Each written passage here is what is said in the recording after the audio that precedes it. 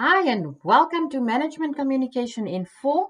We are still with Module 3, Mass Media and Advertising, and today's lesson is all about the criticisms against advertising. Now, like I said earlier in an earlier lesson, we see adverts everywhere.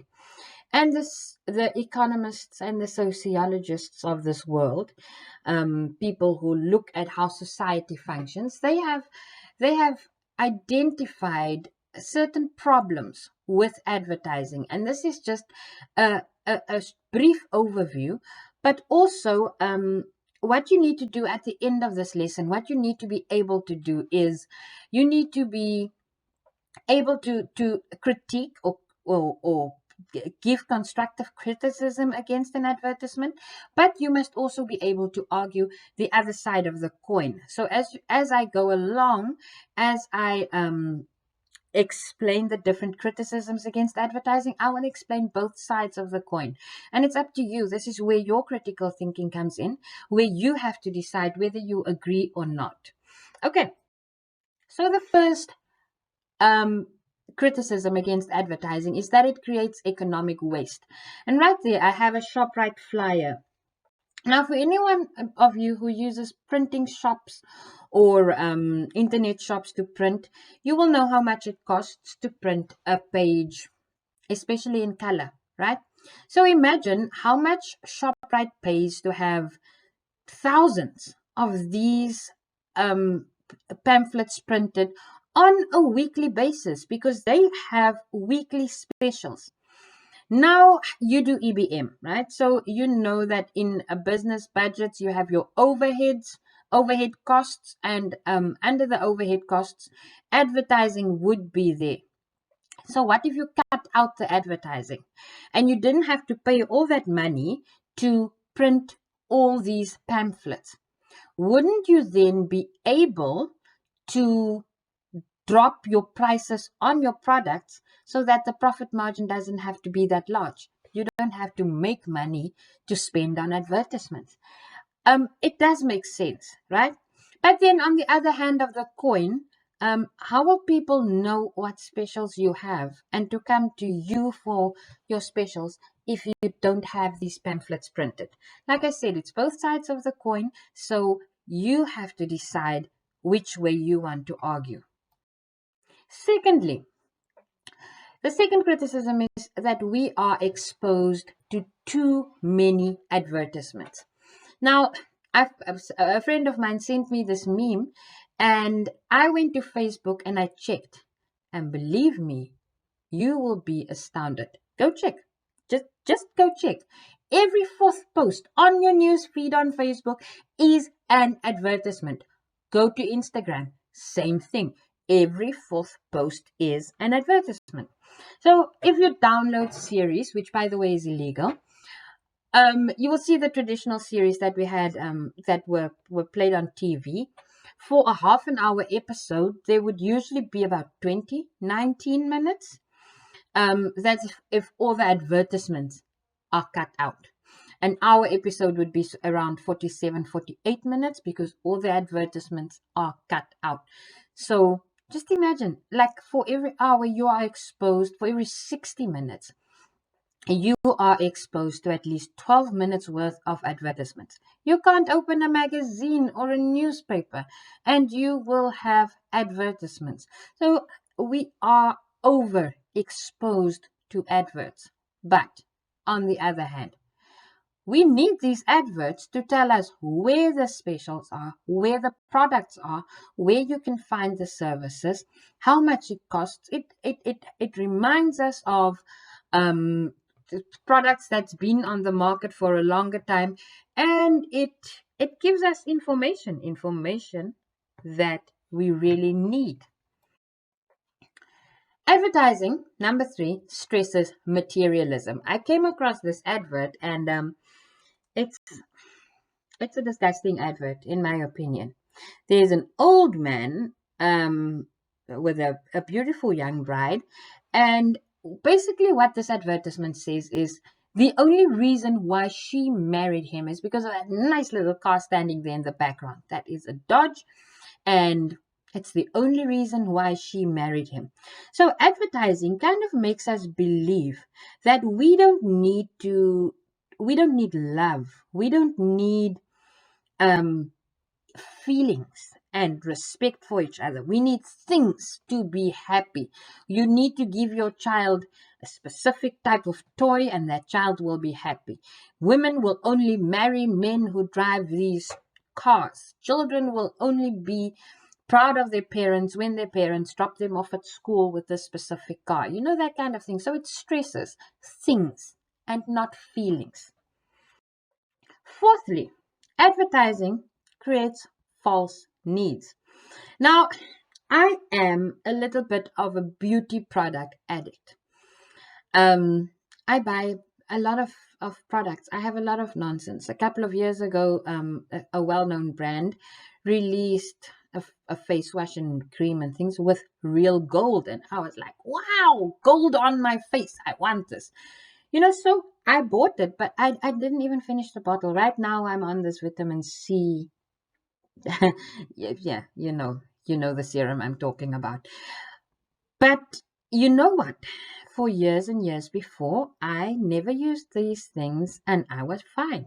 It's like this low GI bread you see in front of you. We are told that this is so healthy and this is so good for you and you need to eat this low GI bread.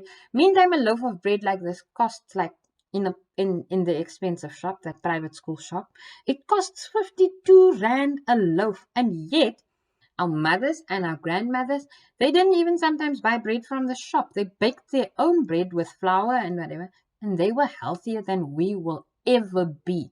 So do we really need all these fancy things with beta hydroxy acids and low GIs and what have you? So we are made to believe that we need these things, but really we don't. Advertising is in poor taste.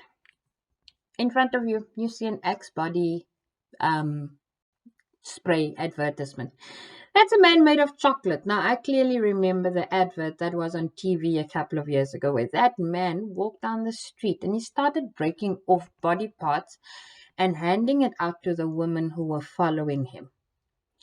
Isn't that cannibalism? Eating another human being. Could it get any worse?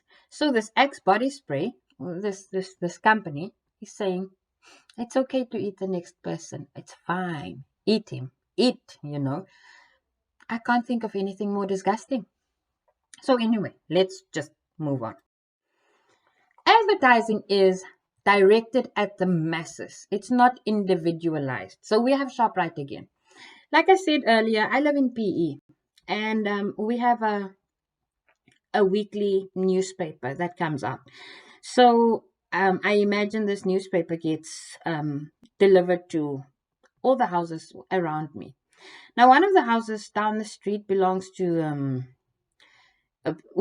is a house where students stay in. I can tell you, with my knowledge of students, is that they're not always so interested in ShopRite pamphlets, especially if you live in an area where there's no ShopRite. So this advertisement is not aimed specifically at those students. They don't care how much cornflakes or oil or whatever costs. And they don't care about ShopRite because there's another supermarket right around the corner, which is not ShopRite. So why this? So this is waste, you see? And it's directed at people who are not interested in the specific advertisement. Moving on. Advertising appeals to the emotions rather than logic. Now, fast food causes fatness, right? We all know. Hamburgers, bread, the oil and the grease and whatever. And now, yeah, these people come and tell you that you can buy happiness in a box. So my logic mind tells me that if I want my children to be healthy, I would cook food for them at home, right? But this advert is now telling us that the child will be happy if you buy him this box, this food in this box. And any mother wants to see their children happy, so they would want to go buy them happiness in a box. You see how this plays on your emotions? rather than your logic thinking that the child needs vegetables and proper food. Anyway, advertising can be misleading and fraudulent. This picture I downloaded from an actual article about advertising. But have you seen the adverts on TV where the chips, the hot chips, it's all bouncy and you see the salt and it looks all nice, and then you get to that shop and the food looks at best a bit there, you know. Um, that's what happens. There are very interesting videos on the internet if one day you have nothing to do, to go see how these foods are made. I mean, the buns are normally plastic and the oils are car oil, and it's quite disgusting when you look at it. So just, still look. And then lastly, advertising manipulates children. Who doesn't want a doll just like you? Okay. So they play these adverts during cartoons and during the afternoon when children watch. Have you seen Christmas times? The biggest pamphlets, the biggest advertisement pamphlets are the ones from the toy shops, because who does not want to see their little child happy?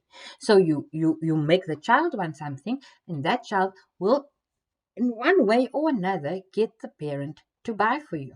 So, to end off, recap. The main points of criticism against advertising, they are all right there, all 9 points. I have never seen an examiner asking you to explain all 9 or to list all 9, but you need to be able to explain and argue the point of each one of these just briefly for examination purposes, because I mean, if I was an examiner, I would ask this. But anyway, so that's the end of today's lesson. Email me, yefkester@gmail.com, if you have any questions. I promise I will get to them as soon as possible. You can also go into my Google Classroom. There will be handouts. There will be questions from different textbooks that you can answer for self-assessment on this module. And thank you for tuning in. Until next time, bye.